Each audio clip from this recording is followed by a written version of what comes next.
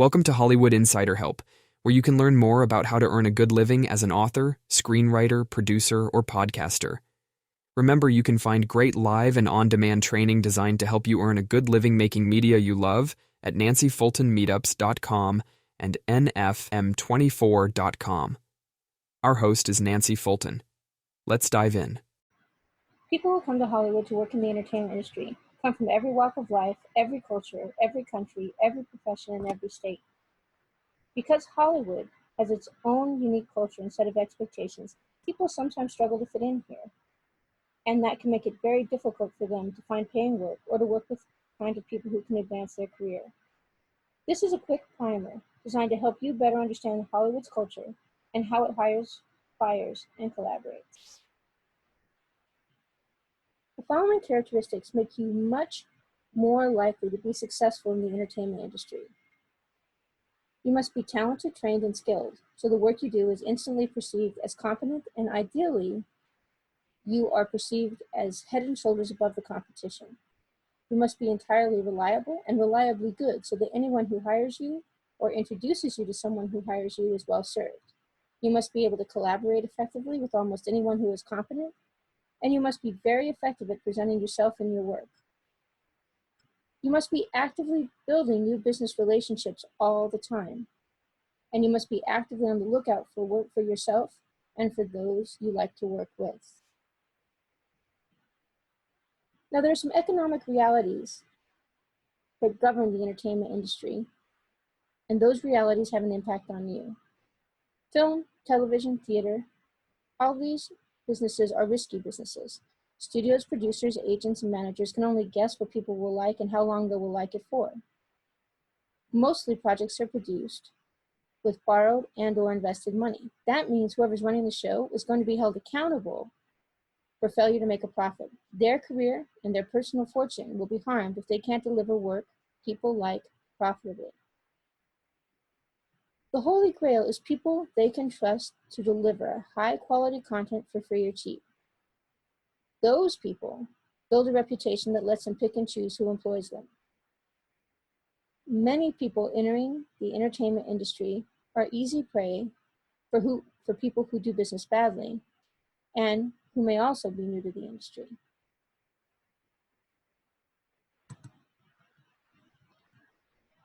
Another thing to understand about the entertainment industry is that everyone knows everyone. Everyone regularly working in the entertainment industry is working lots of jobs, and that creates lots of connections. As the value of your gig goes up and as your price tag goes up, you'll be working with the folks who can afford to pay well. They're the folks at the top of this pyramid. And those people have the ability to hire anyone, but they almost always hire based on reputation, recommendation, and credits, because they really do want to reduce the risk of producing media, and they also want to increase the probability of making a profit. So that means that you need to be polite, professional, upbeat with absolutely everyone you meet, because you don't know who they are, who they know, or who they will become.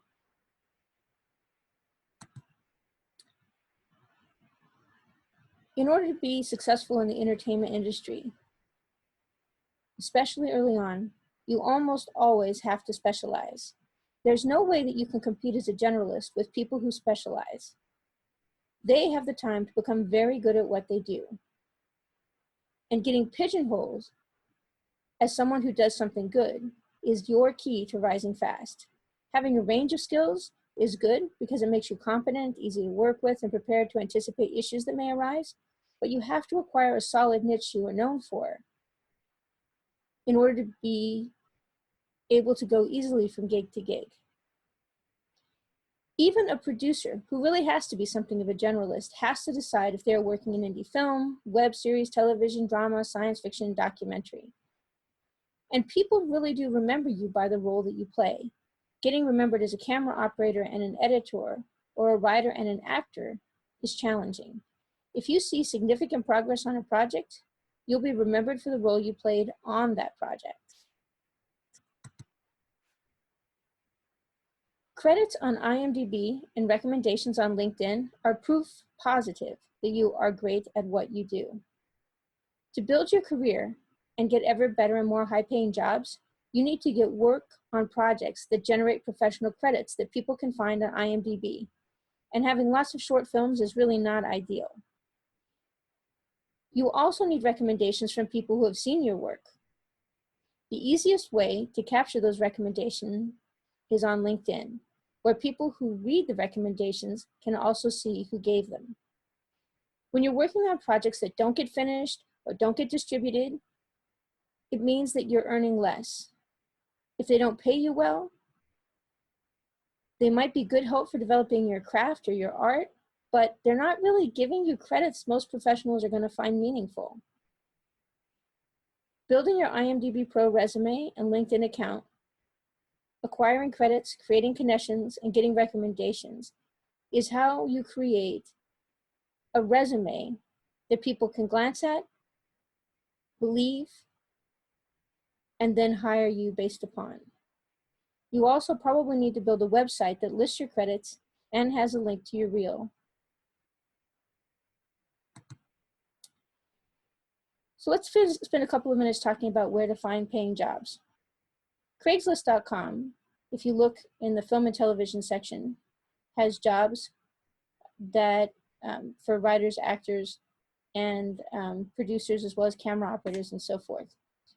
You can also check out gigs. Those will be shorter term jobs, lower paying jobs. And then you might also think about posting something about the services that you can provide in the services section. Believe it or not, people actually do hire from Craigslist. They do it all the time, mostly because Craigslist is easy to hire from. Mandy.com, staffmeup.com, productionhub.com, ihirebroadcasting.com, indeed.com, glassdoor.com, entertainmentcareers.net, ZipRecruiter are all places that post jobs for people who work in the entertainment industry all of the time. Another place where people can get jobs that they don't often think about is tip agencies. There are a number of temp agencies that specifically support the entertainment industry, and it's a good way for you to get gigs at a production company, at a distribution company, or working on studio lots. Again, those jobs are competitive, but that's true for every job in Hollywood. When you're applying for gigs, you have to understand that people are looking for a perfect instant pick. They don't like having to hire people. It's a hassle.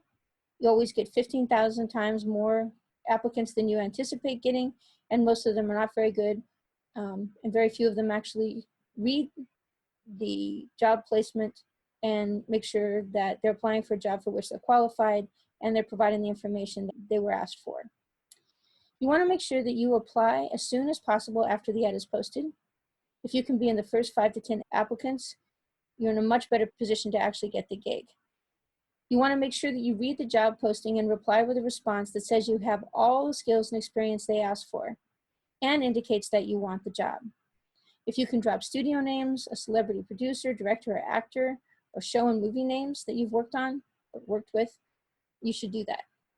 You should include links to your up-to-date LinkedIn page and your IMDb Pro credits, because those are the only externally validated credits that anyone ever believes. For temp jobs, you want to make sure that you return calls that you get from the temp agency within the hour, because they call multiple people for most jobs.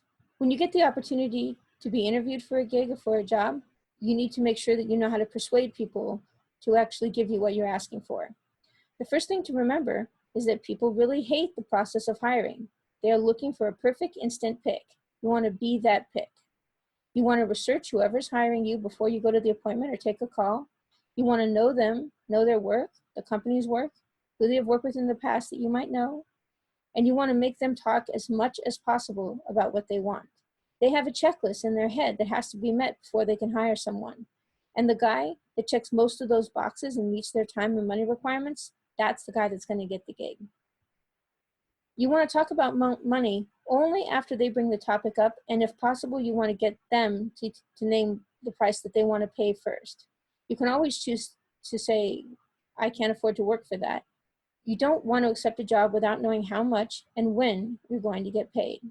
If you want to maximize the number of gigs and jobs you can take, you should set up an LLC or a corporation. That will allow you to be able to be hired legally as a contractor. You can still choose to be hired as an employee if you want, but having an LLC or a corporation will allow you to sell your services for a fee based on time and materials. If you're purchasing equipment, taking classes, going to conferences like Produced By or the American Film Market or Sundance, you could deduct those costs as a marketing expense if you own a business that makes money. If you need to hire a crew or hire a cast, remember that you can work through a payroll service or temp agencies in order to hire them. Finally, remember you can purchase production insurance through eventhelper.com and get errors and omissions insurance and other coverage through fracturedatlas.com. Now let's take a few minutes to talk about Hollywood culture and how it might be different from previous industries and previous locations where you may have worked. First of all, silence in Hollywood usually means no.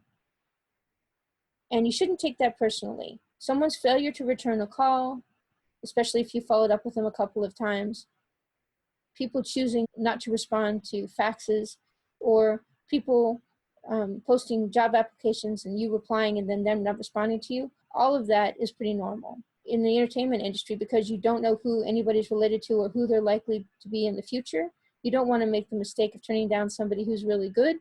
And also, everybody's so busy and they're working so many hours, a lot of times they don't have enough time to exercise, read a book, or spend time with their family. So they certainly don't have time to respond to messages from people that they don't know very well and with whom they don't really have an intention to work. Every time you meet with somebody, you should do your best to understand them and the kind of work that they do, and you should let them know they can reach out to you going forward. You may hear no many times, then yes many times if you maintain contact. Just because someone doesn't respond to you or someone tells you no today doesn't mean that if you're pleasant to them, you won't have an opportunity to work with them in a year or 2 or 3 or 5 or 10. Always respect everyone's holidays, including, especially, Christian and Jewish holidays. Don't expect a response over Christmas or Passover or Easter week. People who work 20 hours a day for much of the year, who are on call the rest of the time, when they finally carve out time for a holiday, they take it really seriously, even if they're not religiously observant. Every meeting that you go to is going to start out with social conversation because people need to get acquainted or get reacquainted in order to do good business. The expectation is that you're developing a long-term relationship, which will turn into good business now and going forward. So you really do have to be able to make small talk. You really do have to be able to ask people and really want to know how they're doing, what they're working on, and you have to remember that information for the next time that you talk to them. It's true to say that people will never be nicer to you than when they actually want something. So when someone starts being really kind to you, figure out what they want. Don't assume they're just astonishingly nice people or that you are astonishingly wonderful. Working in the entertainment industry requires you to be able to recognize the criminal, the abusive, and the crazy. There are several ways to do this. Professional work comes with money. Professionals will almost never let you work for free because that increases their risk that you won't perform. Almost every deal is going to fall apart if it's not fueled by cold hard cash. When you agree to work for free, it literally puts no limit on how much time someone can demand from you.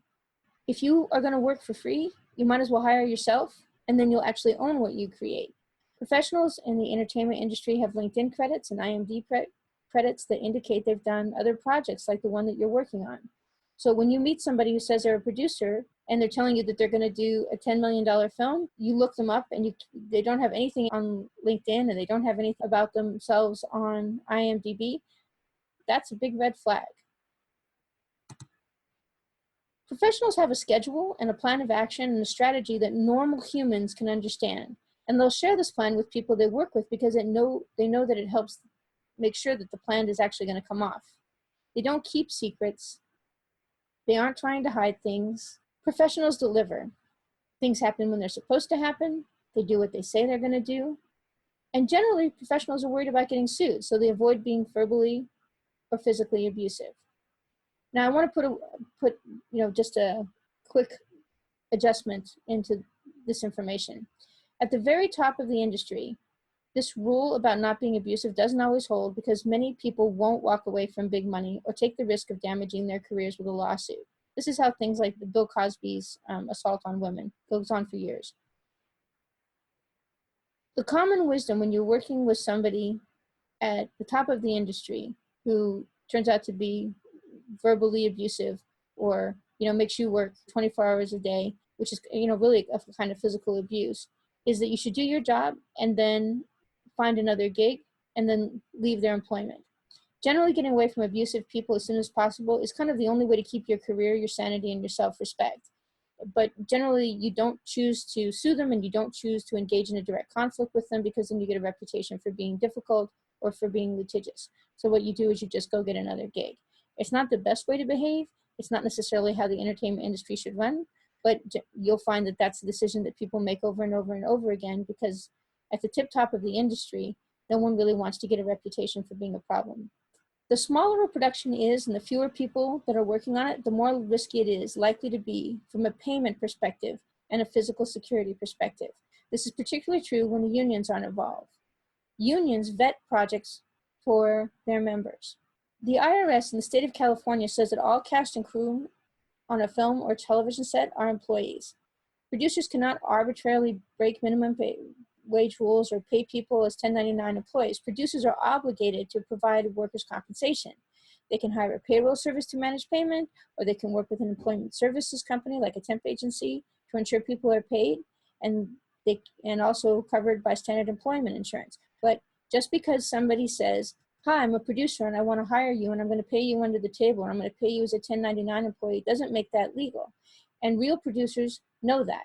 So when somebody asks to make that relationship with you, you can bet that they're not somebody who is smart enough to worry about getting sued.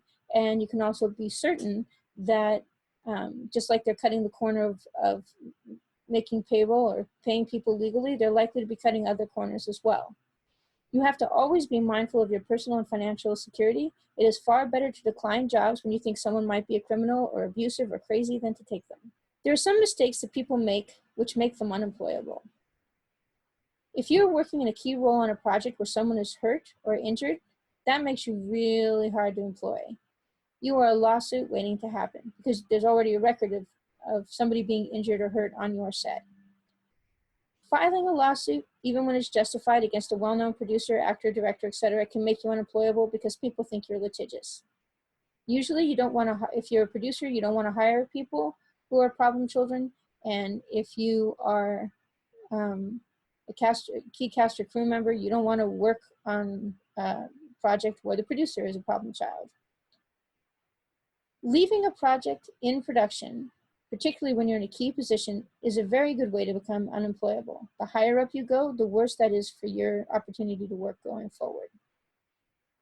Taking jobs on projects that don't get finished or distributed repeatedly makes people think you can't get a better job. Finally, being overtly racist, sexist, political, or religious at work can pretty quickly ensure you are literally never hired again. Your protection in every case is the fact that producers are paying you for their time, so they're actually expecting you to get work done because they actually have to get work done. When people pay for something, they respect it. The contract you sign when you first took a job, which specifies how much they are paying you and what you have to do, is another form of protection. A contract is enforceable. The labor and tax laws that govern employees and where applicable contractors are another form of your protection, because it means that violating those laws will involve a producer with federal and state and tax enforcement agencies. Production insurance and project insurance that guarantees if you get injured or break something that it will be covered is very important to you.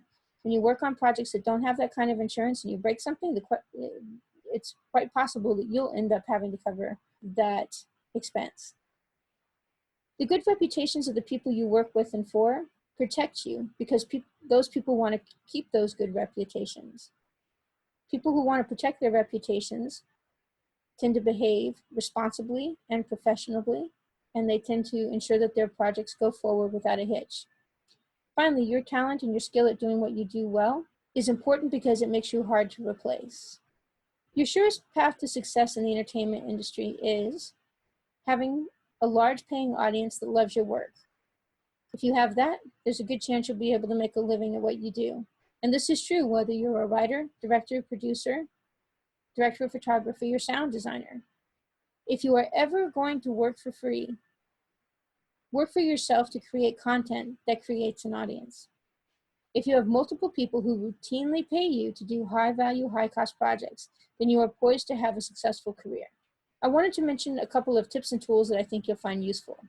If you go to the If This Then That site, which is ifttt.com, you can find tools that will help you get a notice the instant a job gets posted on Craigslist that meets your requirement. Like, let's say that the description includes the words DP or cinematographer. You can make it so when something gets posted on Craigslist, it automatically sends you an email to let you know that that's there, and it can also automate a response to that email for you. Getting a paid account on IMDb Pro will let you research people before you work with them, and it will let you confirm that a project that is listed as a project in development or pre-production or production actually exists. A lot of times people will tell you, well, I'm doing this $3 million project, and it turns out that they haven't put themselves on IMDb Pro, they haven't registered themselves with any of the unions. Those are all red flags. You can create a WordPress website for under $20 a year. If you Google GoDaddy WordPress and choose the $1 a month option, which might change over time, you can very quickly specify a domain name, and you'll literally spend, I think, $12 or $13 or $15 a year for your website. Generally speaking, I recommend that people use a simple, attractive one-page domain template. These days, people don't like to read things. They'll scroll up, or scroll down, but they're not going to spend time going from page to page to page looking to things. You want to make sure that you create links to your reel, your IMDb page, and your LinkedIn page, and you list recommendations and awards. A very simple, clean website can be very persuasive to people. Finally, if you're going to be working in the entertainment industry, you need to make sure that you understand intellectual property rights and contract law. If you're a producer, every time you hire somebody, you are purchasing the rights to the intellectual property they create. If you're a writer or a director of photography or a camera operator or somebody who's creating music for a film, or somebody who's designing sets or designing costumes or designing makeup, you are selling intellectual property. So you need to understand what you're selling. You need to have a passing understanding of contract law as well, because every time you take a gig, you're going to be signing a contract. And sometimes you don't even have to sign a contract in order to create one. Sometimes when you send somebody an email and they send a response back, that actually creates a contract. Or sometimes when you shake hands on a deal, that's a contract. There's a couple of videos that cover both intellectual property rights and contract law at nancyfultonvideos.com. So thank you very much for taking the time to listen to this presentation. I hope it was useful.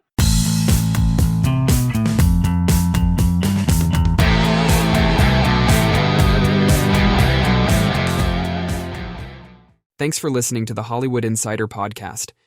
If you have questions you'd like answered, guests you would like to suggest, or topics you'd like us to cover, please email Nancy at nancyfultonmeetups.com.